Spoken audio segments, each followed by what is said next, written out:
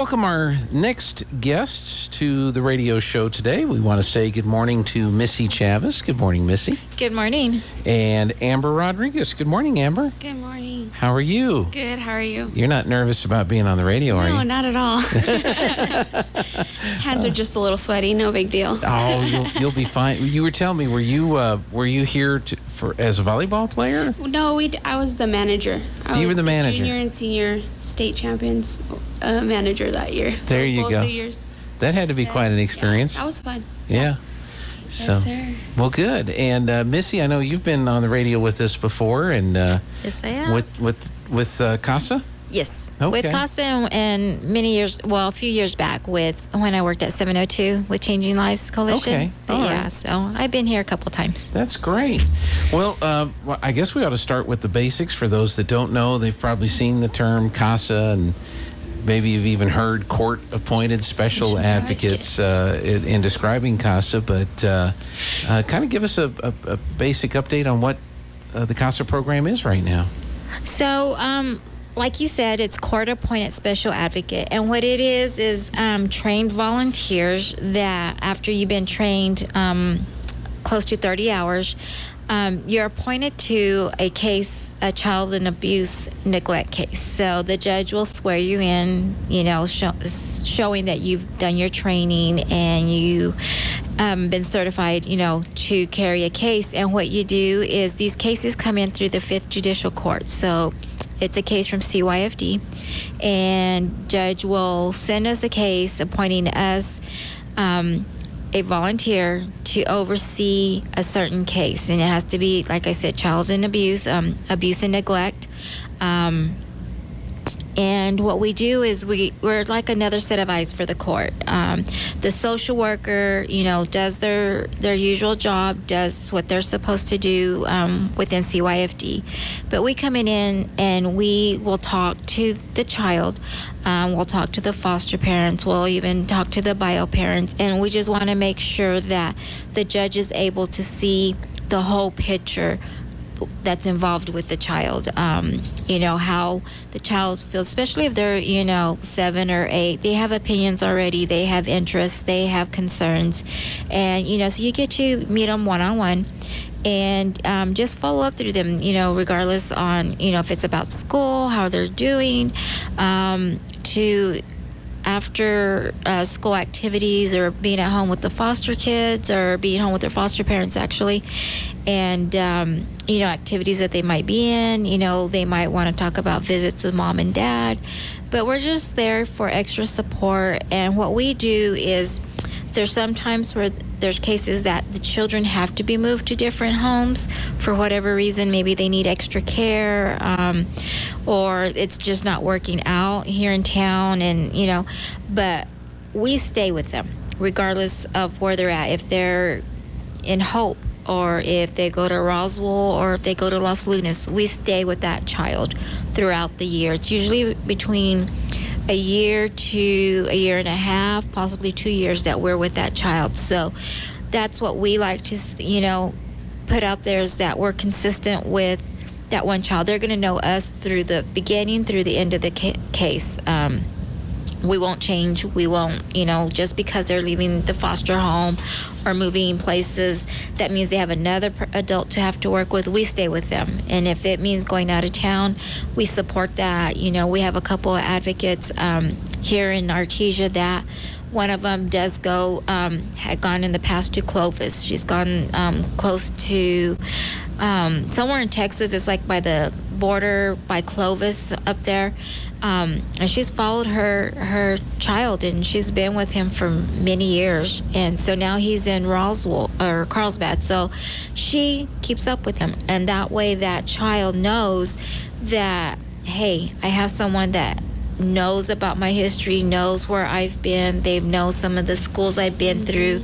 So that's what we do, is we have that interactive, that communication with the child, and they don't have to start all over and start their history with us. We, as a volunteer, we already know, because we've been with them from day one. We've known, the bad thing that, they got taken away. We don't have to ask them, well, how do you feel? Because we know that they were hurt or they were scared. at the very beginning. So that's one thing about being a Casa is that it's one-on-one. We have maybe 2 volunteers that are veterans that have more than 1 case, but no more than 2 or 3 cases are they allowed. And so versus a social worker, we are short social workers. I think we're short in every field in New Mexico, regardless if it's a social worker to law enforcement. We're short. We're short at Casa. But so the social workers are actually, 15, 20 cases versus our volunteers are only allowed to do the 1 case. And so that part of being trained and sworn in with the judge, they're also sworn in for confidentiality. So whatever they're reading in this paperwork is bound to that eyes and that case only. So yeah, I'm assuming that with all the changes that the situations these children are going through with the parents, foster parents moving around to different places and different homes, having that Casa volunteer as one consistent person that they can talk to. Amber, I'm going to have you pull that microphone a little closer to you there, if that's okay. There you go. How long have you been involved with Casa? So September will be a year that I've been with Casa, and this has been a totally different field that I've ever worked with. I was doing accounting, I was doing office work, and when I came to here, it was emotional. And whenever we try to reach out to people, they say, man, that's hard, that's rough. I'm like, but you have to have a heart in this field. Like, you really do. You have to be genuine. You have to have compassion. And me as a mother of my own, too, that helps me a little bit more to be more companion and genuine with these kids, because they need, like you said, that one consistent person. When their whole life is changing and going through all these emotions up and down, they need that one consistent person that's going to be there, support them, just somebody to talk to, somebody just to always be there, because these kids are getting and just going up and down, and that's just like so emotional, especially for a young child. And like I said, being a mother, it's just, you don't want that for anybody, any child, even a teenager. That these teenagers have feelings too, like they're not just grown adults, which they've had to grow up a lot during this process, but just being genuine with them and compassionate for them, and having that one consistent person. And that's what's Casa has changed my life. And even just being a parent at home, it's changed my whole mentality on being with my kids, like just to cherish those moments that I do have with my own kids, because there's kids that are going through so much more.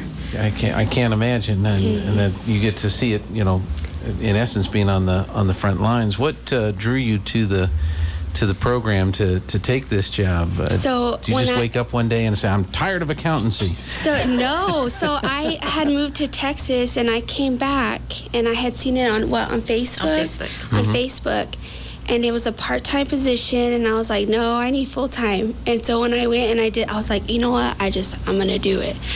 And when we went through the interview, I started, and I was kind of like a little hesitant at first, but and then that's what my family says too. Why'd you go from accounting to this? Like, this is emotional. Like, because I come home stressed some days. I mean, we go home stressed and full of emotions, but it's just, I love it.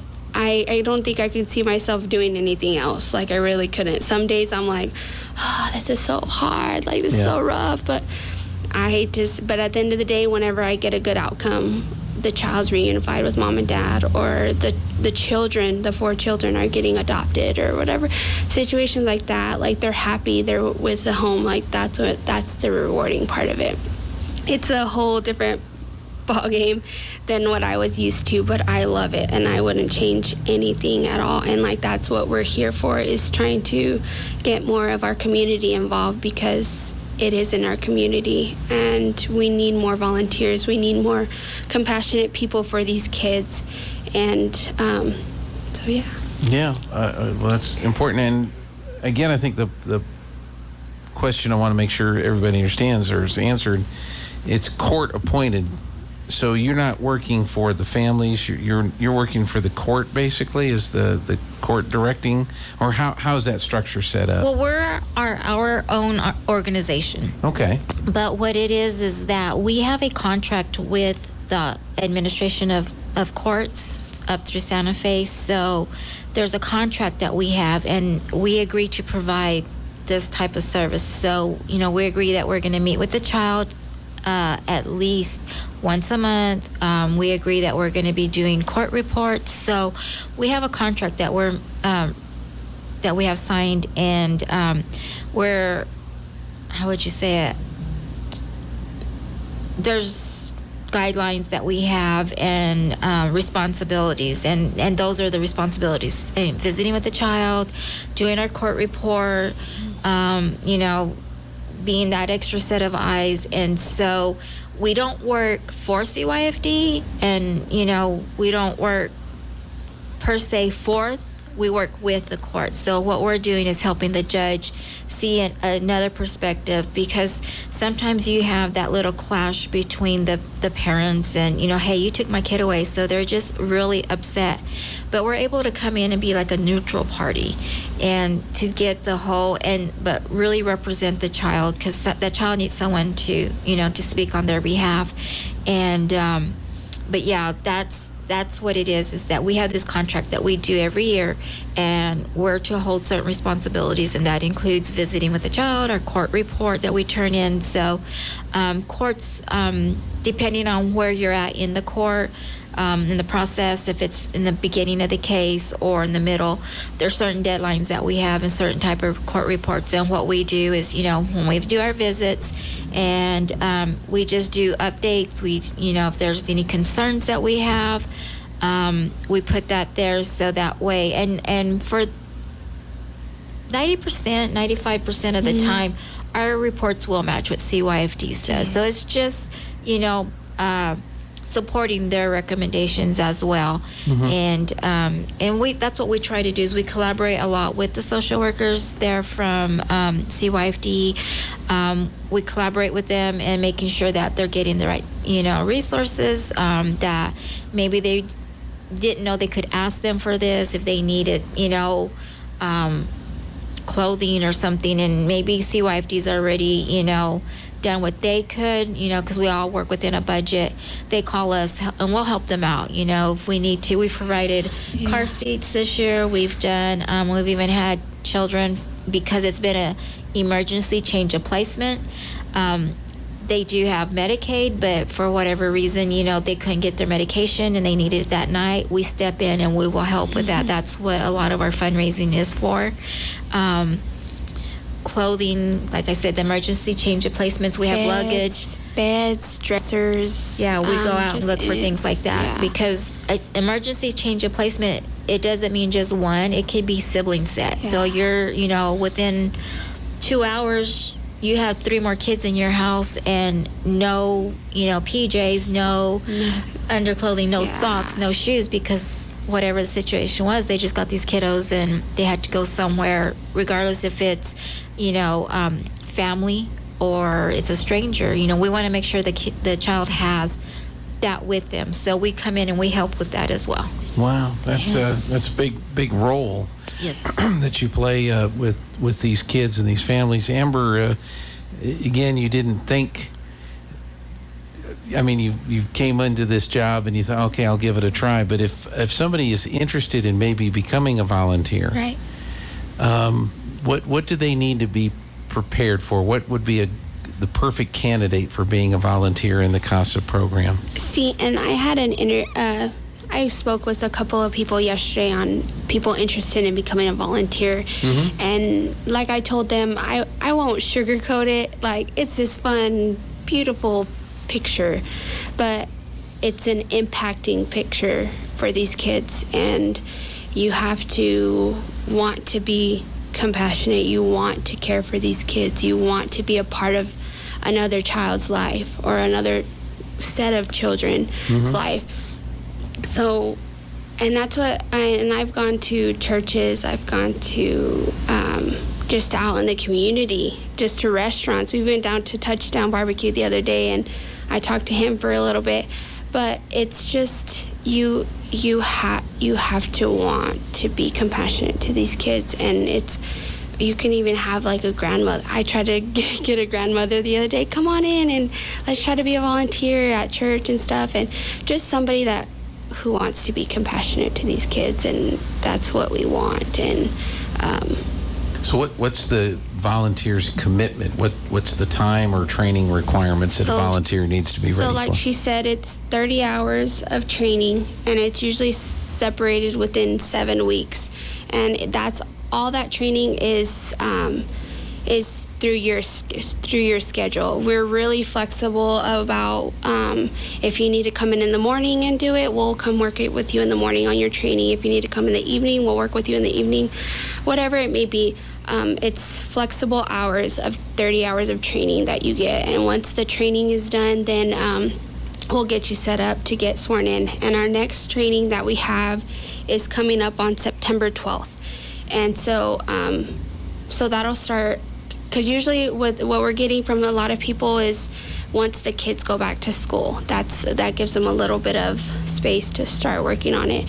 And so we set up something on September 12th, and so we'll have hours set up to space out on that day to go ahead and get started on that. And so once you're done training, we'll get you sworn in, and then we'll pick out a case and kind of let you decide what you want, what kind of case works best for you, because like I said, it varies. You have the less complicated ones, you have the easier ones, and just whatever fits that specific volunteer and whatever works best for them.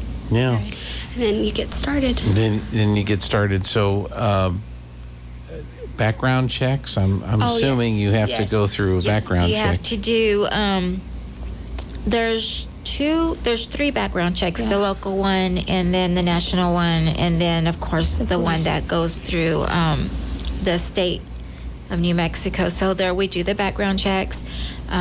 We do character references. We send out letters to the community. You'll give us some reference. We check on that.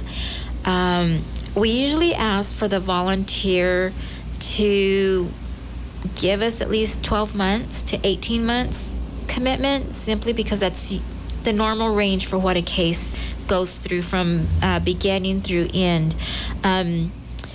If it's a case that's going to go through adoption, of course, it's going to be probably a little bit longer. But if it's reunification, it's usually in about a year that the parents, they give the parents a chance to correct some of the things that went wrong and do their parenting classes. And so we do help the volunteer. We'll do kind of like a co-case. If we need to walk with them, guide them, we will. We just won't throw them out there. We'll guide them through. We'll, meet with them. If they want us to go with them to their meetings with the child, we'll go with them and kind of walk them through their first meeting of what to do. We'll make a little home visit bag to, colors and crayons and books, something for the kids to play with so that they can, make the child comfortable when they get introduced. But yeah, they do the background check, we do the references, and like she said, the training is adaptable. It could, from one-on-one here in our office in Artesia, we'll do it in Carlsbad, or if we need to do it by Zoom, we'll do it by Zoom as well. The COVID did really make us, learn adaptable ways, and so, whatever works for our volunteers. A lot of our volunteers are employees in the communities, so, we need to work within their schedule. We just have a heart and, a little bit of time. We really need volunteers. How do they get a hold of you guys if they want to learn more? So our office here is on Main Street. It's 605 West Main, and our phone number there is 575-746-6077, or you can contact me on my cell phone as well. I let that open to the community as well, because I know everybody's hours are flexible, and right now I'm part-time, so I'm there 9 to 2, but my cell phone number also is 575-513-4329, and just contact us anytime. We also have a webpage, and if there's some areas on how to contact us, and if they want to that's send all us a that. message through there. But we do have our webpage that they can go and look Okay. up any events that we're having. And Well, we'll have you guys back again. I think we want to try to do this on a regular Yes. basis to Yes. keep everybody up to date, get volunteers Yes. involved, and do that. So just events and Yes. that are happening, and that Artesia's not alone. We do have these type of cases in our community, and so you can give us a little bit of time. You have heart and willing to learn. We're willing to train and Yes. make you part of our team. very good. Amber Rodriguez, thank you, Amber. Thank you so much. Missy Chaves, good to see you again. Thank you. And we'll have you back again real soon, okay? Thank you. All right.